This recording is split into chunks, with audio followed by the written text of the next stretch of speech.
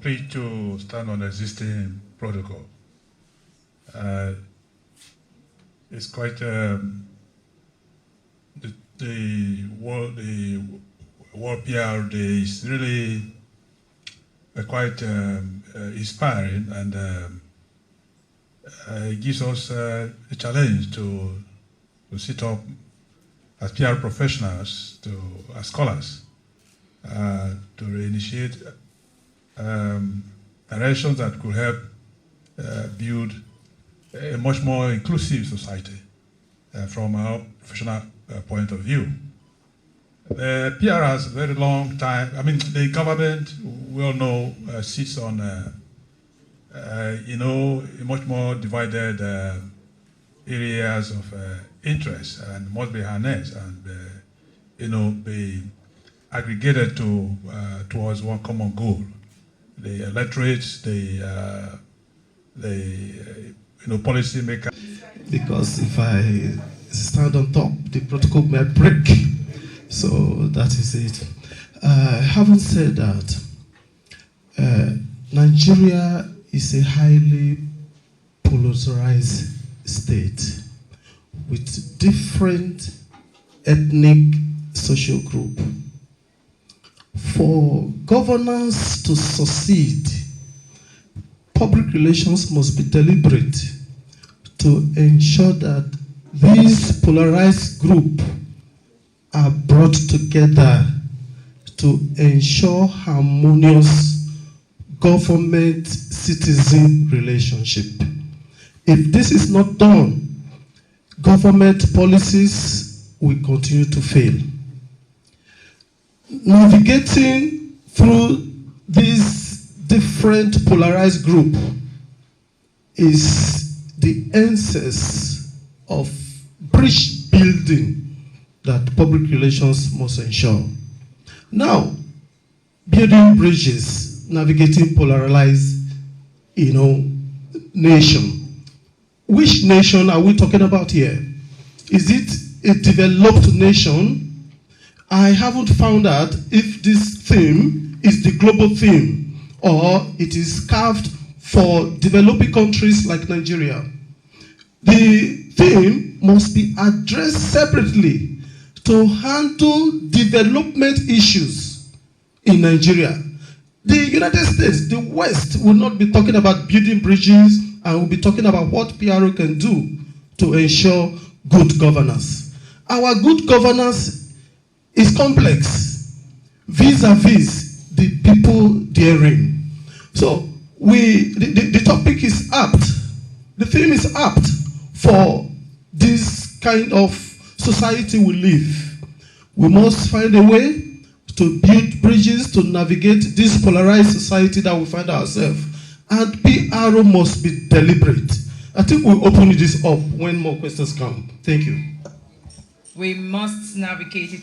To address the issue on ground, the power of PRO in governance and nation building, I first of all want to look at the three concepts in this topic: public relations, governance, and nation building. I'll say PR, public relation, is a strategic communication process that builds mutually beneficial relationship between organizations and the public. So, public relation is intentional communication, and it is strategic because you have a goal to attain. Then what is governance? Say here, I said governance refers to the systems, processes, and practices through which an organization, institution, or a country is directed, controlled, and held accountable. So it involves decision making. Governance involves resource management. Governance involves enforcement of rules and policies to achieve desired outcomes. And oftentimes, these desired outcomes are targeted at development. And that is what the last concept, nation building, is all about. Nation building revolves around developing a nation. So, in governance and nation building, I would say PRO serves as a bridge. PRO serves as a bridge between the government and the people, fostering trust, transparency, and collaboration. We must not forget that no matter how good a government is, no matter how wonderful its policies are, no matter how beautiful its plans are, if the people are not mobilized, if the people are not engaged in actualizing these programs and policies, the government will fail. And that is where public relations come to play. The public relations officer must try as much as possible to engage the public relations tools for good governance by ensuring transparency and accountability.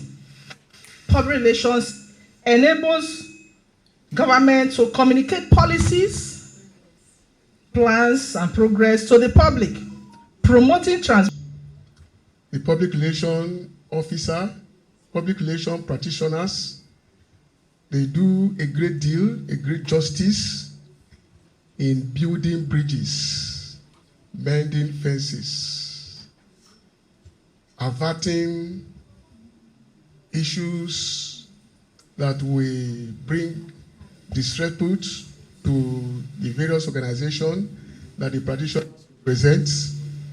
And so we have so many opinions.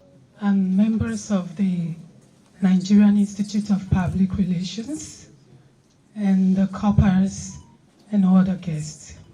Good day. My name is Esther Dominic. Actually, I came late, but I'm also a member of the NIPR. I want to ask a question regarding the title of today's theme, which says the power of PR in governance and nation building.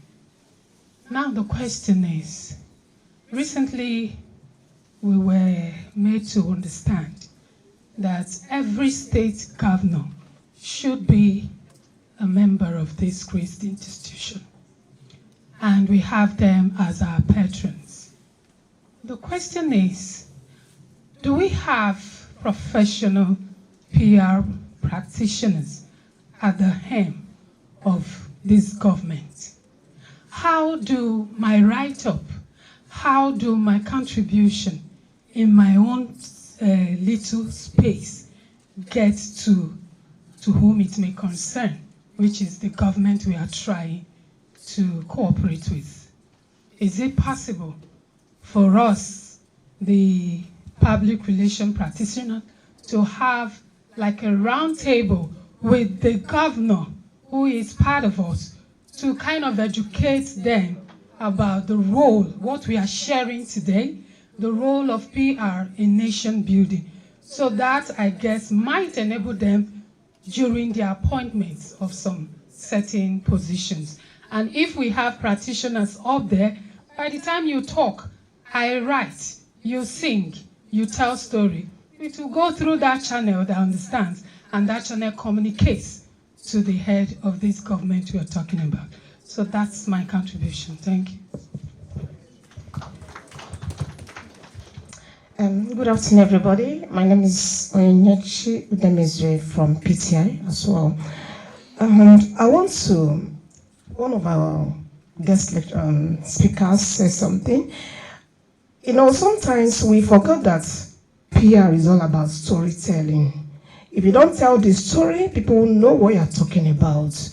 And we make it a sort of mystery. And when it's that way, people tend to believe what they want to believe, and it's not always good at the end of the day. I want us to understand that PR is storytelling, is advocates, and is crisis navigators. And when we see it from that perspective, it helps us to build good governance and build the nation. I also want us to know that PR works as connect citizens to their leaders through effective communication channels. When you don't communicate well, there is no how they will understand what you're talking about. And it also shapes national narratives that foster unity and shared identity.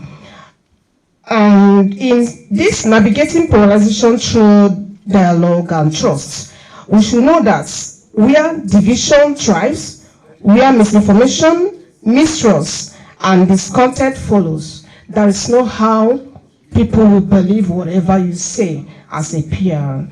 And I want you to understand that as an expert in PR, we need to facilitate inclusiveness in dialogue. We don't just give it one way. Oga said it's a two-way thing, giving and receiving. And when there is no acceptance, you've not communicated and you've not passed any information. So we should also know that to navigate this polarization, we need to manage reputation risk in public sector. We need to promote accurate, transparent, and timely information. When information is delayed, like one of the speakers said, when it's delayed, it will cause a lot of havoc. We had a crisis in my place of work just last week. You know, some information needs to have gone out long ago, but we delayed that information. Before you know, people started writing what was not supposed to be written, and we started doing damage control. It's not always the best to do damage control. It costs you more when you do damage control, but when you give the information at the right time, it saves a lot and makes the governance very easy. So I want to contribute my own today that we as PR, we should know that we have the PR experts, we play silent but powerful roles. We may not be seen all the time, but the roles we play, they are very powerful. And it is one way that we project that our chief executives or governors will look like. If we project them right, they will be right before the people. And we should know that promoting civic engagement and public participation is very vital. Also, amplifying national values and development goals, very vital. So, this is my contribution. I want us, as we go to the World Press Day, we should know that passing the World PR Day, giving the information at the right time is very vital. Thank you very much.